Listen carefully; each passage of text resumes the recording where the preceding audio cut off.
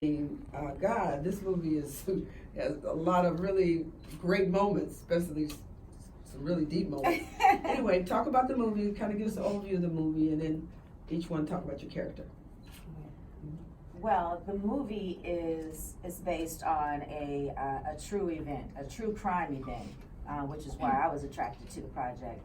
And it's based around how far you will go with love, whether you are in love with someone or you love someone like your family, like how far love will take you. My character is Tiffany.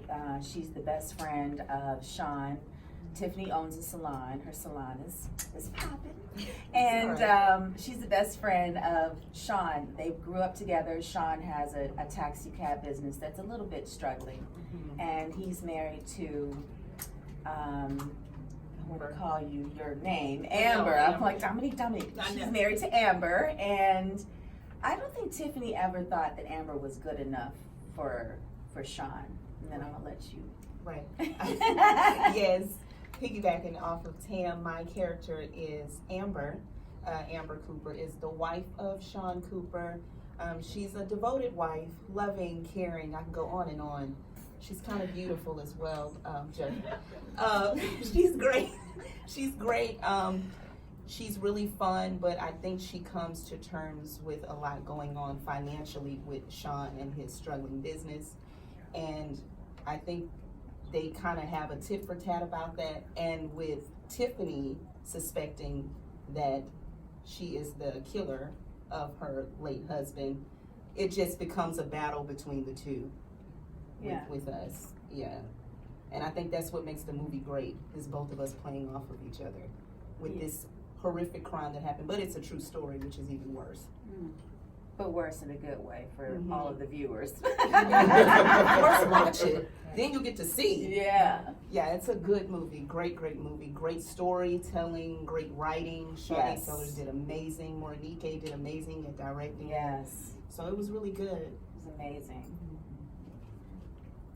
Did you learn something from this movie? I mean, what were your moments in it when you were like, wow? What I learned, two things. Never put anything past anyone. You know, people are capable of doing some of the most beautiful things all the way down to some of the most craziest, evilest things in the world. So when you see things, don't second guess yourself, you know. That's what it is. And the other thing I learned too, this is a little bit funny, was that being nosy is really not all that bad. You know, that's how you find things out. Right. It's bad for some, but not bad for others. Nosy's good, especially when it is about something so serious. And also the love that you have for a family member or a very good friend, or you know, you'll go that extra mile for that loved one. Yes. And sometimes you'll get the justice that you're looking for. Sometimes. So, you said some of those things, but is this movie, you feel this movie gave you a lot of life lessons? Definitely a lot of life lessons. Mainly one, be careful who you let into your life.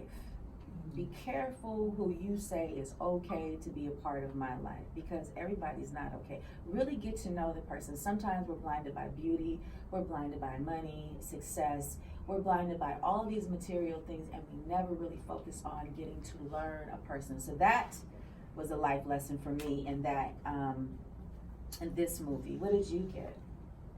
I think everything that you're saying, and basically how sometimes if you snoop, sometimes it's a good thing to snoop because you shall find something great. And yeah, just about getting the justice that you want and never giving up. If you really have something, whatever it is, if you really have something that you want to go at it for, then go at it. That's what I have, but I've always learned that lesson.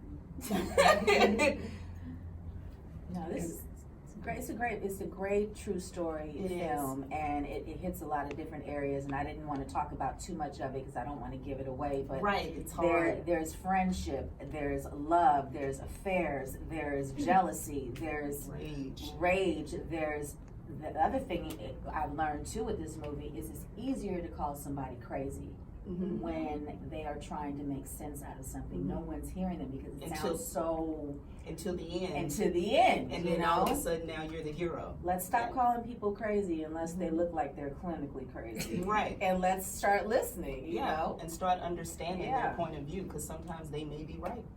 Sometimes. Why are you doing it? Because we can't give it away. And my last so question, hard. and when I ask the question, you repeat the question. Okay. How did you prepare for the role? How did I prepare for the role? I didn't really prepare for Amber. I just wanted to go in having an open mind and being open to DomiNque's direction.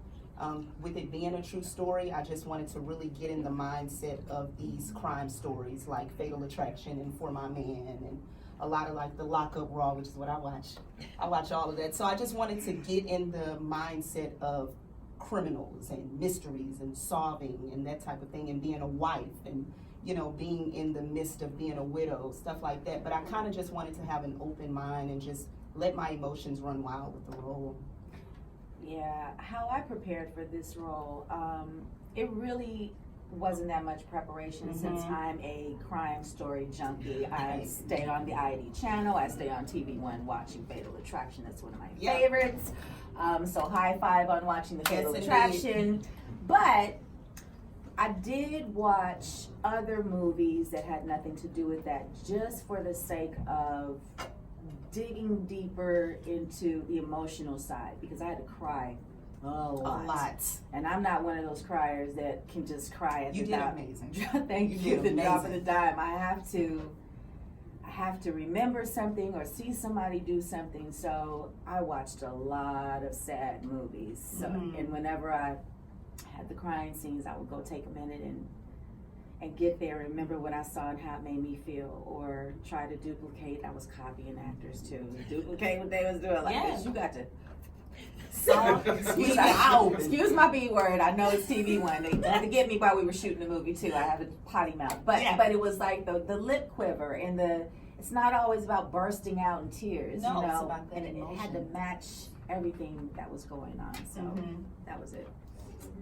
All right, thank you. So we're gonna start. That was good. That was good. That was good for you guys, right? Yes. Your perspective, Tamala, you really represented something that's a rarity in our society right now, which is loyalty. Because had you not continued on the quest, you know, like you don't want to tell the story, but y'all got to tune in. I'm just saying, if you had not continued the quest, his dying would have been. It would have been, for lack of better words, in vain. What would you say to today's society when it comes to loyalty? What does real loyalty mean to you as a person outside of your acting? Loyalty is everything to me. I am loyal to a fault. You know, it gets me in trouble sometimes, but it's never going to stop me from being loyal. If we had more loyal people, I think we would have a better place to live in this world. People back in the day, before all of this craziness, you know, and probably before I was even thought of, but my grandmother carries this. Neighbors looked out for neighbors. Family looked out for families. People watched people's kids and didn't have to worry about something crazy happening to them. That's the smallest form of loyalty that we're lacking today. And if you have loyalty, then you have everything. But there's always somebody there watching and wanting something. And I feel like it's okay to watch and want, but if you sat down and had a conversation, rather than scathing off to the side of what you would do to get it, maybe that person can tell you how to get it.